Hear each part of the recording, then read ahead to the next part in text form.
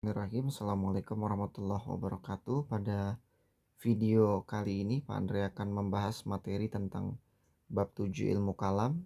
Tentu video ini hanyalah melanjutkan tentang apa yang telah kita diskusikan maupun yang kalian presentasikan secara berkelompok. Kita mulai dari definisinya terlebih dahulu untuk kembali mengingat ya, bahwa ilmu kalam itu merupakan suatu disiplin ilmu, ya, salah satu metode alternatif dalam memahami konteks pemaknaan di dalam Al-Quran itu sendiri ataupun di dalam hadis. Nah, kemudian ilmu kalam itu menggunakan pada prinsipnya itu menggunakan dua dalil, yaitu dalil akli dan dalil nakli. Jadi dalil nakli itu Al-Quran dan hadis, ya, sementara dalil akli itu menggunakan rasio atau akal sehat atau metodologis. Nah, sementara menurut Ibnu Al-Farabi, beliau mendefinisikan bahwa ilmu kalam suatu disiplin ilmu yang membahas tentang zat maupun sifat-sifat Allah, ya, beserta seluruh eksistensi, keberadaan, semua yang mungkin, ya, mulai yang berkenan dengan masalah setelah kematian, kodo dan kodar, ya, yang menekankan pada akhirnya adalah menghasilkan ilmu ketuhanan secara filosofis, menghasilkan ilmu ketahuan secara yang dapat diterima, ya, ilmu ketuhanannya dapat diterima oleh akal, seperti itu. Nah, kesimpulannya ialah ilmu kalam sebagai alat untuk mengkaji berbagai hal yang bersifat abstrak atau goib secara rasional maupun metodologis. Rasional itu dapat diukur, sementara metodologis itu secara sistematik, step by step, diyakini atau digunakan oleh kaum intelektual di seluruh dunia, seperti sifat Allah, penciptaan alam semesta, bukti eksistensi atau keberadaan Allah, dan hidup setelah kematian. Anak-anak yang berakhlakul karimah, lantas kita bertanya, mengapa kita perlu mempelajari materi ini? Nah, alasan para ulama,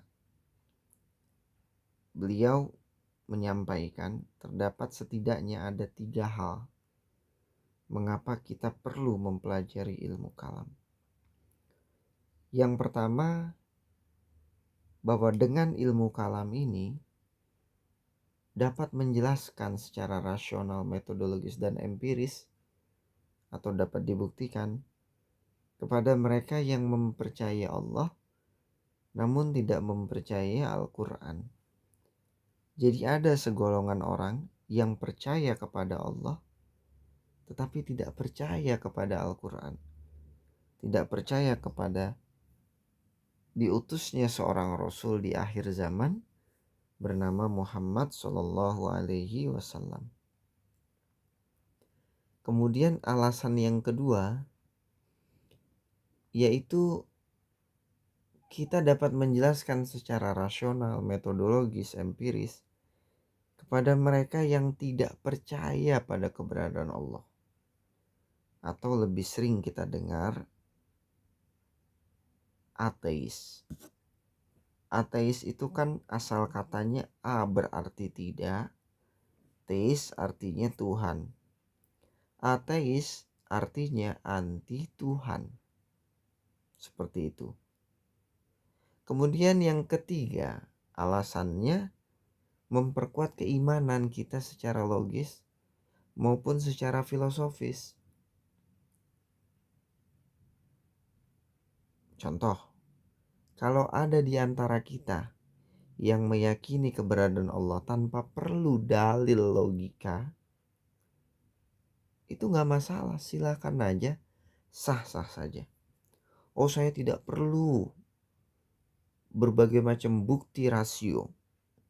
Saya tetap meyakini bahwa Allah Tuhan yang menciptakan seluruh alam semesta. Pernyataan itu boleh disampaikan dan tidak salah. Silakan saja.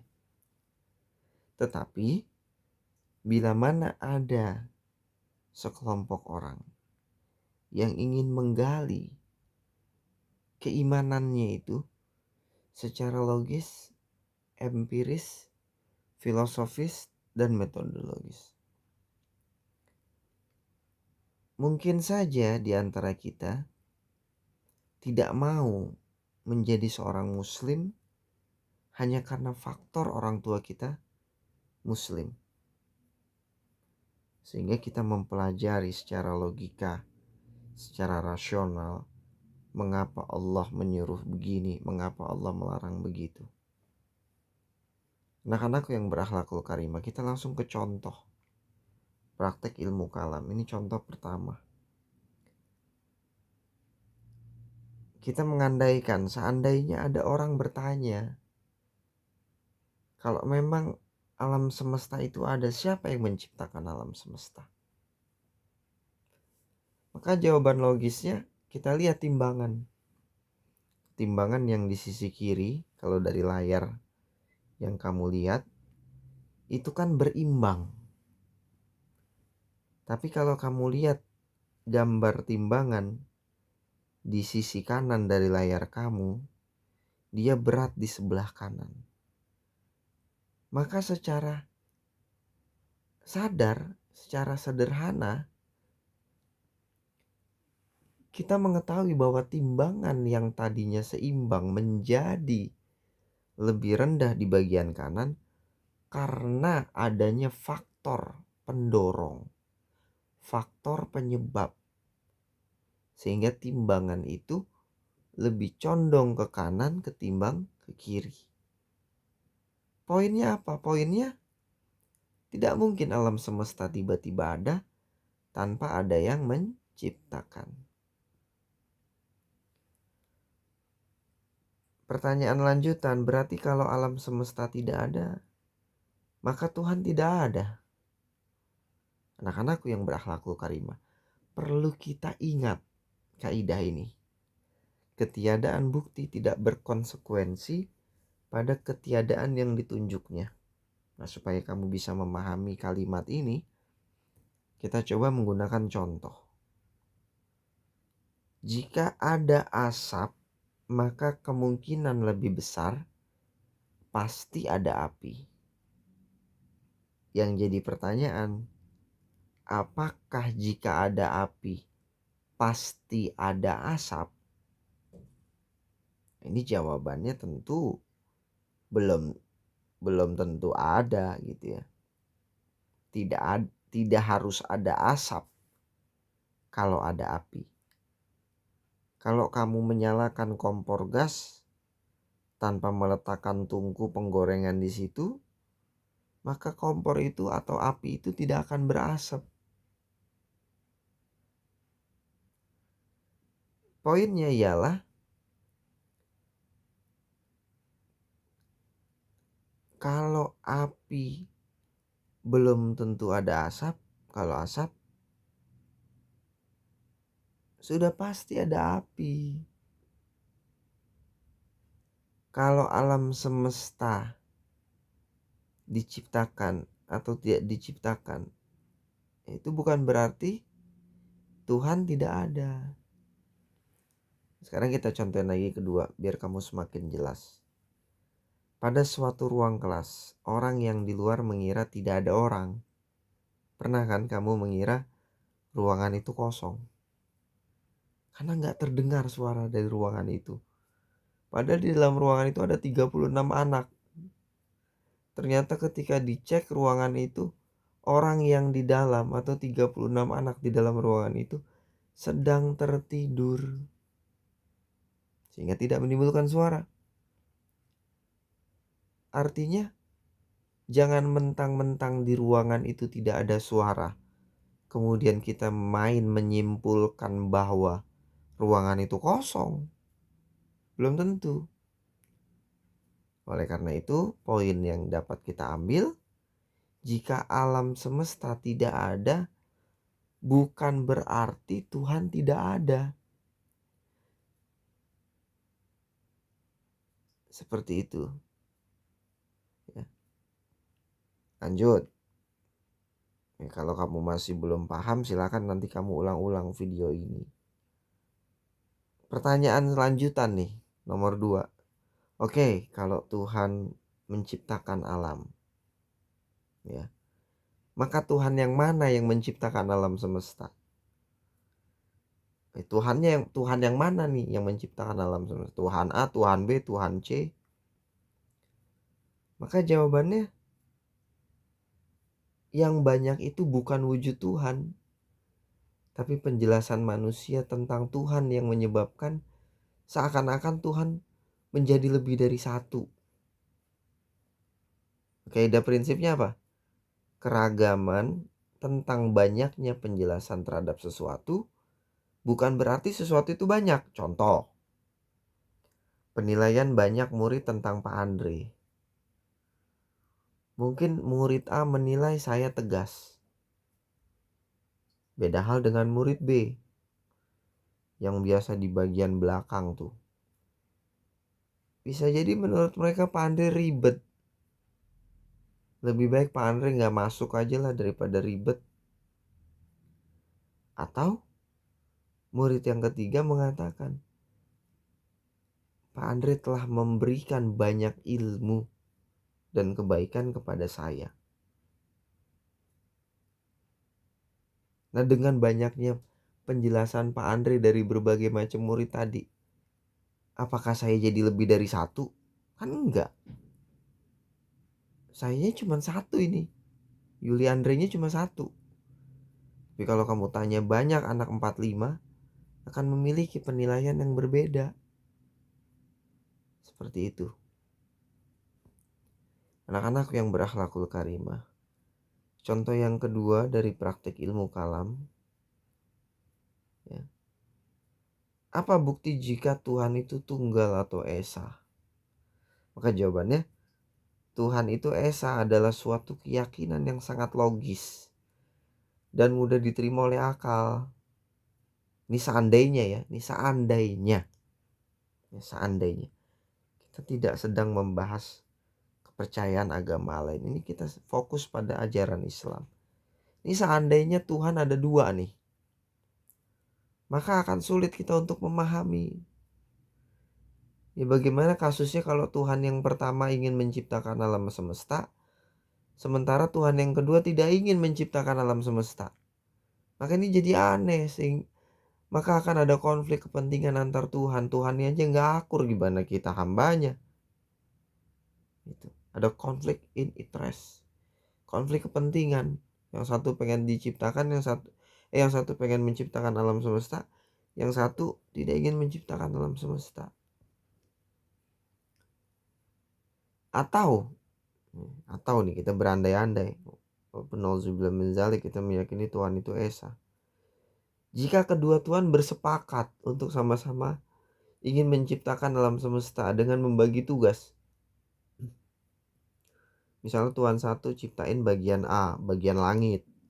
Ya. Tuhan dua menciptakan bagian B. Misalnya bagian bumi, laut.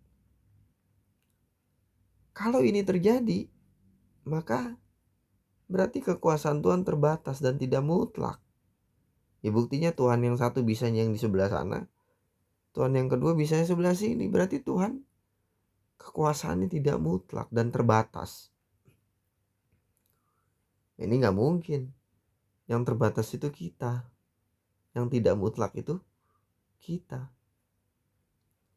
Poinnya meyakini Tuhan itu esa sangat senafas dengan logika atau akal sehat, mudah kita terima.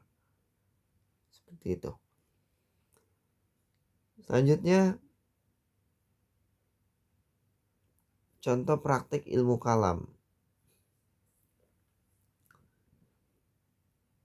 Antara orang beriman nih, kalau kita beriman dengan orang ateis, itu sebetulnya lebih untung kita yang beriman. Kenapa? Karena seandainya Tuhan tidak ada, maka kita gak rugi, tetap untung. Yang manakala kita menjalankan hidup dengan tuntunan agama, bersikap jujur, saling tolong menolong, mengetahui mana yang boleh dinikahi, mana yang tidak boleh dinikahi, mana yang halal, mana yang haram. Itu semua karena adanya agama. Karena kita meyakini keberadaan Tuhan. Tapi jika ternyata Tuhan itu ada, maka orang ateis akan sangat rugi. Kenapa rugi? Ya karena di dunia dia nggak percaya kepada Tuhan. Akan semalu apa mereka di hadapan Allah? Karena sejatinya Allahnya ada. Serta betapa besar kemarahan Allah kepada mereka yang menolak keberadaannya ketika orang-orang itu tersebut berada di dunia. Selanjutnya lagi, kita pada poin yang D, proses mencari kebenaran. Jadi sejatinya ilmu kalam itu salah satu metode untuk mencari sebuah kebenaran. Nah, di artikel yang sudah Pak Andre pernah share, di situ perbedaannya apa? Kalau tasawuf itu berbeda apa? Fokusnya makomat ahwal, kemudian fana. Fokusnya ke batin, ke hati. Yang menata hati. Di dalam hatinya itu hanya mengesahkan Allah. Lisannya hanya berzikir kepada Allah. Nah, sedangkan kebenaran dalam ilmu kalam berupa diketahui kebenaran ajaran agama melalui penalaran rasio. Jadi ada permasalahan, kita bisa menerima secara logis, secara rasio. Tentu dengan merujuk kepada nas, kepada sumber hukum Islam, yaitu Al-Quran, hadis maupun takrir atau ketetapan. Sementara kebenaran di dalam filsafat, menurut perspektif filsafat berupa kebenaran spekulatif tentang segala yang ada di dalam kurung wujud, yakni tidak dapat dibuktikan sebagai riset empiris dan eksperimen. Anak-anak yang berakhlakul karimah, pada penutup ini Pak Andre izin menyampaikan, ya, sebagai pelajar muslim sangat disarankan untuk memperkuat keimanan, memperindah akhlak, dan mempertajam daya pikir, sehingga pada masa yang akan datang kalian menjadi pribadi muslimah yang siap melanjutkan estafet kepemimpinan Indonesia. Sekian, terima kasih. Silakan diulang-ulang, kalau ada yang kurang dipahami boleh kita diskusikan saat kita bersama bertemu di dalam kelas. Wallahu muwaffiq ila aqwamit thoriq. Assalamualaikum warahmatullahi wabarakatuh.